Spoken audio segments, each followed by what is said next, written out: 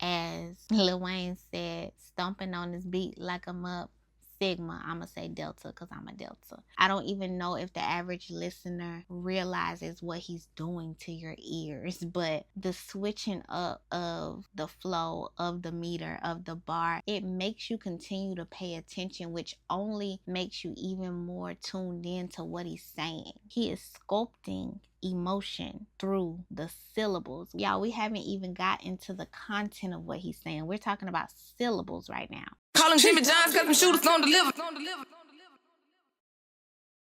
Welcome to the control room, where we are taking our news feeds back by cutting through the noise and putting truth back in our timelines. I'm your host, Jaimsss P. Let's take control. Y'all, it's been a lot going on that I have been ready to come to the control room to talk about. Today is July 11, 2025. If you know why today is an exciting day, then you know. The Clipse album dropped at midnight and I've already listened to it I don't know how many times. I've been dying to come back to the control room to talk about their music video that dropped, the songs that have dropped, their interviews, all this, because I'm so excited about Clipse. Like, I'm excited about it. I just am. But if you don't know, I am currently pursuing my PhD in English, and I am also a romance author, a Black romance author, and so those two endeavors have been consuming my life lately. But I just finished my first class for the summer. I got an A, and I just turned in my 8th romance novel to my publisher. So there's kind of a lull in my professional life right now that I'm taking advantage of by creating content about the things I want to create content about. And this video is all about Kendrick Lamar's verse on Chains and Whips on this new Clipse album. Now, I love this album. I've listened to it more than twice already. I told y'all I got time on my hands right now. But this verse, it leaked a little while ago, and there are already so many think pieces out about it. I'm ready to throw my perspective into the mix, so I'm going to do that here, and then I'm going to double back and talk about all the other great aspects of this album. This song is amazing. The verse did not disappoint. As I listened to it, as I read the lyrics, I got excited and I started taking notes. I'm currently in school for my PhD in English, but I do have a master's degree in creative writing. And in that program, I had to take a few courses on poetry. Now, I'm not good at writing poetry. I did not enjoy the parts of those classes where I had to produce poetry. I leave that to my Shootas, who is also an author. She has 2 books of poetry out now. I didn't enjoy writing poetry because it's not my strength, but I thoroughly enjoyed decoding other people's poetry. I loved analyzing poetry. I loved pointing out the different literary devices used, figuring out the semantics of poetry, the different metric patterns. I just love that stuff. It's like literary math, and it's very satisfying. I haven't done it in a while, but I got into that bag today, and that's how I'm coming at y'all with this video. Because this is not just a fire verse, it is a literary exercise. Kendrick is back in rare form, which Kendrick is rare form personified because he cares enough to give us gold every time he puts out. He just doesn't half step and he doesn't miss because he cares enough to not miss, you know? And so there's that. But this verse in particular, it is dense with layered meanings, cultural references, religious allusions, elite wordplay, like chef's kiss. So in this episode, I'm walking through all of that. I'm walking through the literary devices, the semantics, and why this verse is more than just words. It's more than just bars. It is a master stroke of lyricism. So yeah. Let's get into it. In a class I took during my master's program, I had a professor in one of those poetry classes I was just speaking about, who she compared a particular poet that we were studying to a jazz soloist. If you have ever listened to a jazz musician do a solo, there is something so, it sounds beautiful, first of all. Saxophone is one of my favorite instruments, which is why that's where I'm going with it. There is something so freeing about a jazz solo because they are not tethered to a particular beat or cadence. They are so free and unpredictable. Like, what are you going to do next? I don't know, but I'm here for it because everything you've done up until this point is amazing. That's how my professor felt about that poet. That's how I feel about Kendrick Lamar. And we're talking about this verse in particular because it is so unpredictable from a literary perspective. It's like, what are you going to do next? I don't know, but I'm seated for it. Disclaimer, Genius.com and other platforms have already pointed out a lot of the cultural, historical references in the song. They've already broken down several of the metaphors and double entendres, different things like that. So I'm not really coming at the verse that way. I'm coming at it from a literary standpoint, but we are getting into meaning here. So I just wanted to say that I'm not going to catch everything. So don't come into the comment section telling me what I missed, but please come into the comment section and tell me what you caught. Tell me what you noticed, because I'm so here for that. Okay, also like this video, because why not help the Shootas today? So let's start with technical craft, because before you even get into meaning, Kendrick Lamar already paints a very vivid picture with technique alone. He composed this verse with precision. He's not just using rhyme and wordplay. He is using meter to shape his flow, shape the tension, shape the emotion of this verse. When I say meter, I am talking about the rhythm of syllables in each line or in each bar, and the way he uses the rhythm of the syllables in each bar creates meaning in the verse. Most rappers choose a flow and they ride it out throughout the entirety of their verse. There's nothing wrong with that. But Kendrick, he plays with multiple flows, which is what gives the verse that jazz solo type of feel. He starts it out with iambic meter, which when you think about iambic meter, think of your heartbeat. Your heartbeat starts with an unstressed or a soft sound, a soft syllable, followed by a stressed or loud syllable. Iambic meter is one of the most commonly used syllabic patterns in poetry, and it gives a natural conversational type rhythm. So when he says, I'm not the candidate to vibe with, if you look at my visual, the soft syllables or the unstressed syllables are in lowercase letters, while the stressed or loud syllables are in capital letters. So you can see where he stresses syllables and where they are not stressed. Also, of course, you're going to have to listen to the song to hear the delivery, but he starts it with that iambic meter with the unstressed syllables and the loud syllables. So he says, I'm not the candidate to vibe with. Also, he puts a hard end at the end of that bar, creating a sharp close. If you notice in his music, he often chooses moments to clearly articulate the ending sounds of a word or a bar. The song that's coming to mind right now is from Overly Dedicated, Michael Jordan. He says, coconut syrup, please no soda pop. But he does that a lot. He puts emphasis, or he articulates the ending sound of certain words in certain verses to create meaning. And that's what he does here. He gives that a sharp close. The next line, all that talent must be God sent. And he closes it with the heavy God sent closing syllables, which bring emphasis to the fact that the talent is God sent. When he's using this iambic meter, it gives a controlled and reflective effect to that part of the verse. And Kendrick often uses iams when he is making declarative or ironic statements, which he's doing here. He's making a declarative statement that he's not the candidate to vibe with. All that talent must be God sent. And so he does that there. So that's the first flow, iambic meter.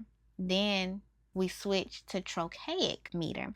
This meter is generally used to create urgency or tension in poetry. This is when the line begins with a stressed or a loud syllable and is followed by an unstressed or a soft syllable. When you think about trochaic meter, think about a marching band or marching soldiers. The left is always louder than the right, and the left, left, left, right. So he switches to that when he says, therapy showed me how to open up. We start with iambic meter, then there's a flipping of stress to trochaic, which makes it feel unstable, and it is fitting for this particular bar because we are talking about therapy. We're talking about emotional volatility. The next line in the song is that therapy also showed him that he don't give up. So therapy showed him how to open up, but it also showed him that he doesn't give up. And this is when we're switching from iambic meter to trochaic meter. And so there is juxtaposition in the bar, because we're talking about something as vulnerable as opening up and something as cold as not giving up. And then the juxtaposition in the flow, the switching of the meters. chef's kiss. It goes crazy, does it not? Yes, it does. Like, are y'all picking up what I'm putting down, or am I just talking? I really want to know. Anyway, there are also moments of equal stress, which are spondaic patterns. And these are the moments where he gives us short bursts of hard or equal stress syllables. And this meter is usually used when trying to emphasize power or finality. An example of this in the song Gin and Juice, Trump Card. Those are short bursts, hard stress, stop the flow in its tracks.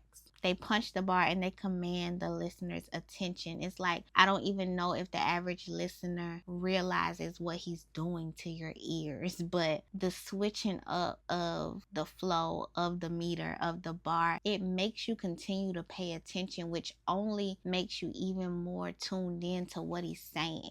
You know what I'm saying? It's crazy. He also employs polyrhythmic phrasing in that iconic gin cluster, which, if you haven't listened to the verse yet, there is a part of it where he uses the root word gin 20 times. He flips it several times over. And in that cluster of gins, which we will get to later because it is lyrical gold, he uses polyrhythmic phrasing, which are complex patterns that cross the bar line. A bar is a line in a rap song that goes with that 1, 2, 3, 4, 1, 2, 3, 4 beat. So if you listen to a song and you read one lyric, one sentence, one bar, it goes with that 1, 2, 3, 4 beat, right? Well, in this verse, there are times where Kendrick sticks to that, and there are times where he goes beyond the bar line. He uses long lines broken by internal rhymes, which creates a syncopated, sporadic, jazz-like rhythm. It's like you never settle. As the listener, you're forced to stay alert. The part where he say, I son ninjas, I am the general, where my gin and juice. Every song in the book of Genesis, let the sonnets boom.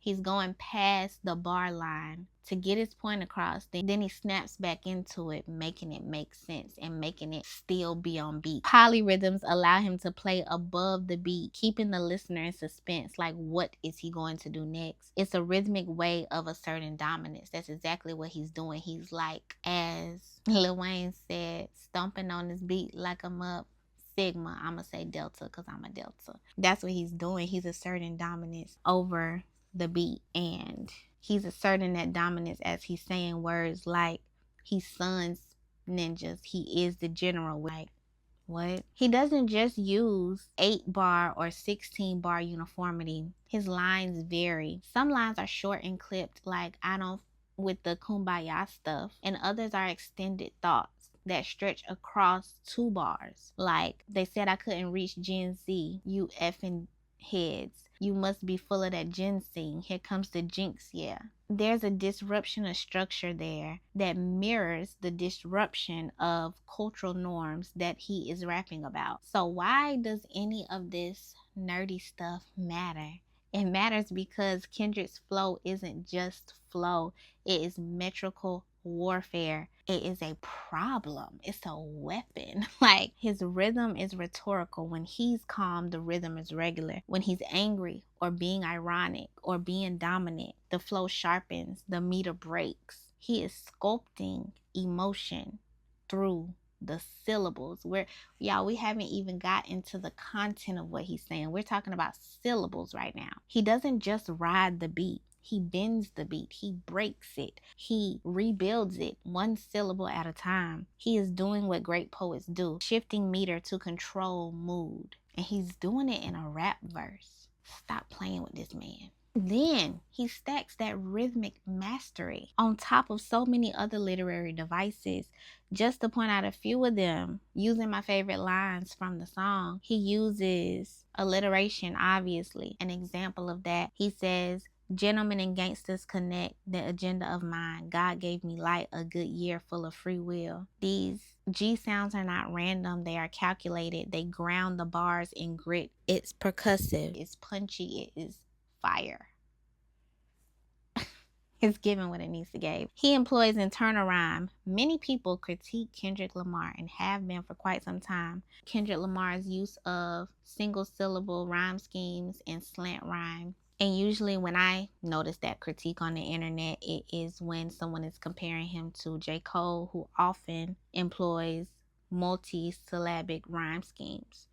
Personally, the fact that Kendrick is not tethered to a specific rhyme scheme and he does not allow strict rhyming patterns or rhyming rules to get in the way of the message that he is trying to convey at that time is the reason that he is one of my favorite rappers. His storytelling paired with the creativity in which he delivers the message, that's the words, his flow, plus sonics. All of that ties into the creativity. All of that is why I feel like he doesn't even need to be rhyme heavy. A lot of the times, focusing on rhymes dilute the actual message that a rapper wants to convey, and it gets into the hickory dickory docks of the things, the Dr. Seuss's. But Kenny has never been one to not tell the story. He's gonna tell the story every time. With all that said, this rap shows all y'all that he can do whatever he wants to do, and that's just period. He's not waiting for end rhymes in this verse. He is rhyming within the line. An example of that, their genetics been synthetic, screaming they genius. And that's just one example. This kind of rhyme scheme packs more rhythm into less space. It's an example of why I'm comparing Kendrick in this verse to a jazz soloist, because it is fluid and intentional.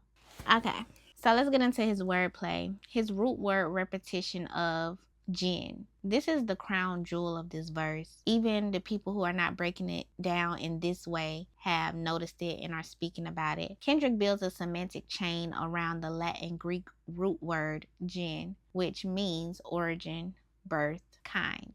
This is a list of all of the Jins used in this verse. And as he uses them, it is a spiral of meaning, and they all tie into origin. So he's not just putting words out there for the sake of putting them out there. They all are placed in a particular spot for a purpose that contributes to the good of the verse. They all tie into origin. Every word is doing double duty, building a theme while still snapping sonically. That's not rap. That's architecture.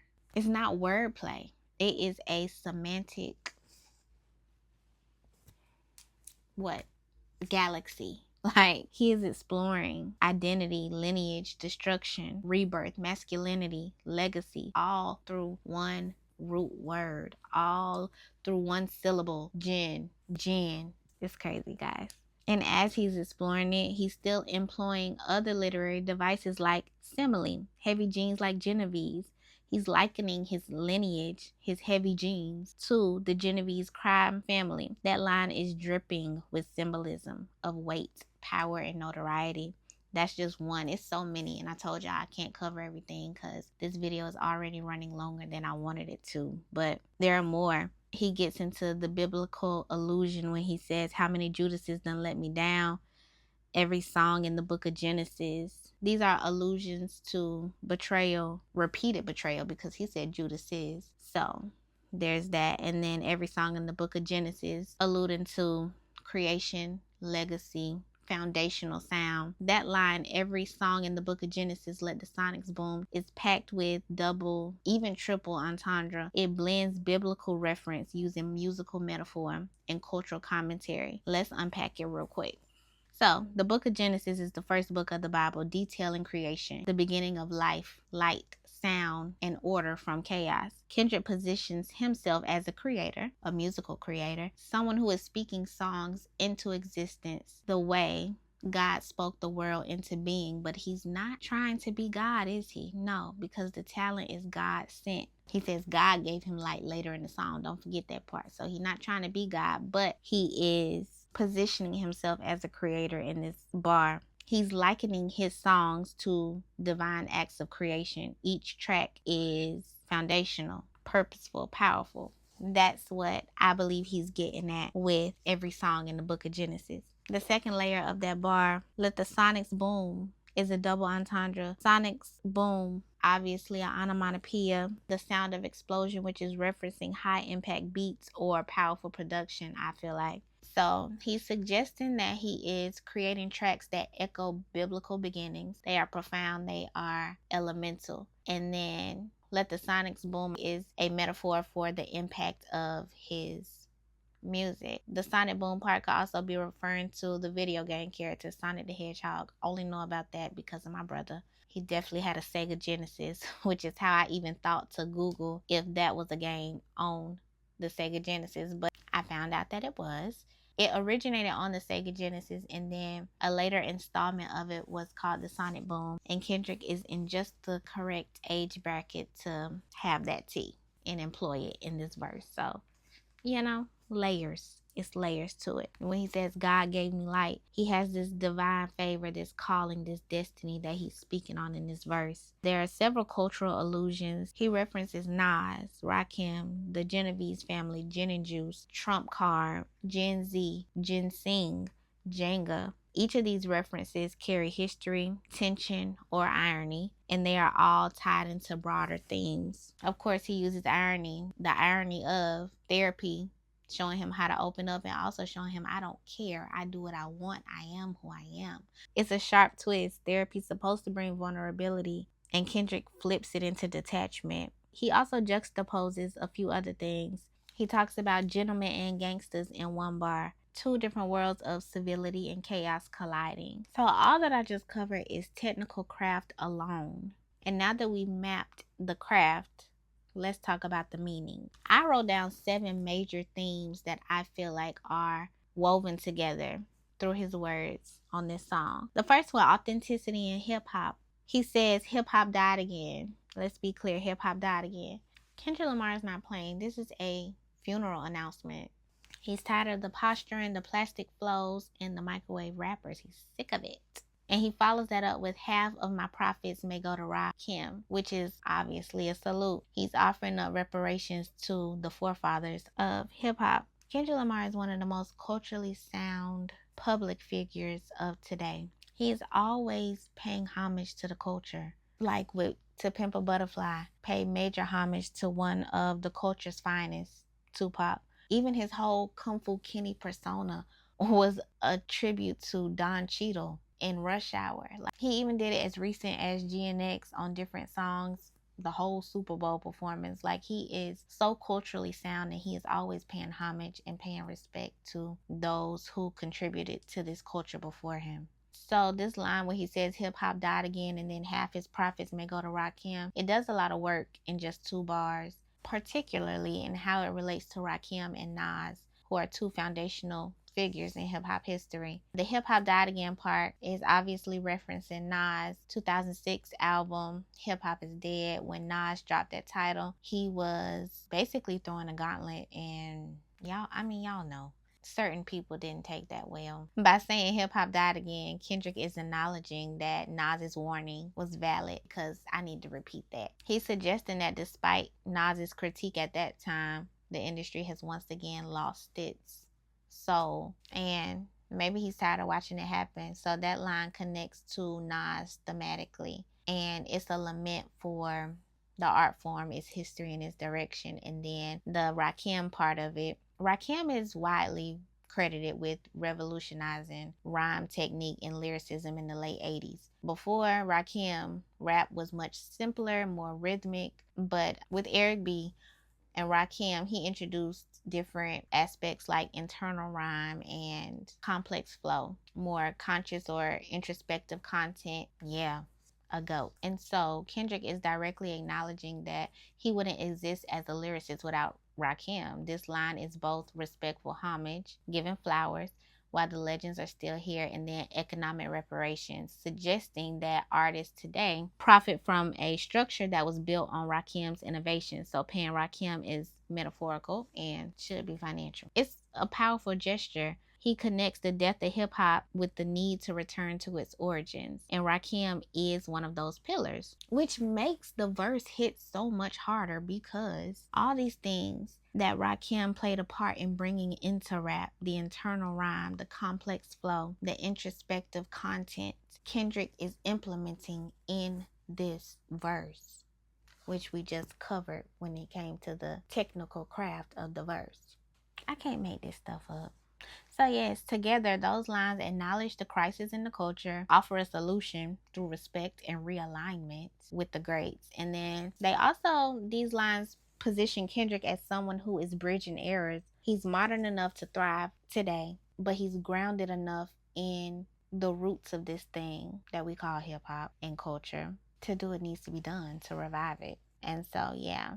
Another thing, betrayal and loyalty. He says, how many Judases done let me down? So obviously he feels he's been crossed, but it's plural. He says Judases. That suggests that betrayal is not rare. It is ritual at this point. Like, what's wrong with y'all? It's personal. But then he goes on to say, but F it, the West is mine, we right now.